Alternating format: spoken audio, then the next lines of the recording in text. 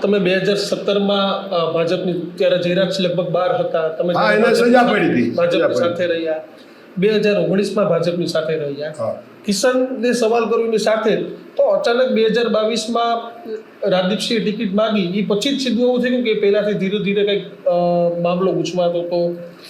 ના, એ તો મામલો ગુજવાતો હતો એટલે એ તો વાત એક એવી છે, હું તમને પૂછી લઉં સીધું કે એક તમે કાર્યક્રમ રાખેલો હતો તમારા પિતાના જીવતું, એટલે ત્યારે એમનો આગ્રહ હતો મારા ફાધરે જે જીવતું જગતું રાખ્યું એમાં આવવા માટે, પણ મારા ફાધર સિદ્ધાંતવાદી હતા, એ શક્ય નહોતું. કારણ કે એનો તમે પૂછ્યું એટલે દાખલો આપું કે જ્યારે મારા દીકરાનો 2015માં લગ્ન હતા શક્તિ મારા મોટા દીકરાના, ત્યારે હું મારા ફાધરને કંકોત્રી દેવા ગયો તો મારા ફાધરે એવું કીધું, તું આમંત્રણ દેવા ગયો હતો કે ભાઈ જયરાજ આવે તો હું નહીં આવું. તો મેં એવું વાત કરેલી કે બાપુજી એની હારે સમાધાન થયું, તમને શું વાંધો? તો કે તું નીકળી જા, વયો જાય કે ક્યારે મારો પગથિયું ન ચડતો. 12 વર્ષ મારા ફાધરે મારી હારે વાત ના કરી.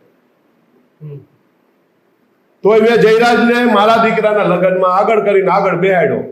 મારી જગ્યાએ જયરાજ હોત ને અને એના દીકરામાં એના બાપુજી આ પ્રશ્ન કર્યો હોત ને તો જયરાજ હળી કાઢીને મારી આગળ આવત અને મને સમજાવત કે આનું લગ્ન પછી તું કેવી પાર્ટી આપી દઈશ ને મારા ઘરમાં આમ થાય તેમ થાય. પણ મેં મારી ખાનદાની રાખી છે, જયરાજ એની ખાનદાની ચૂકી ગયો છે.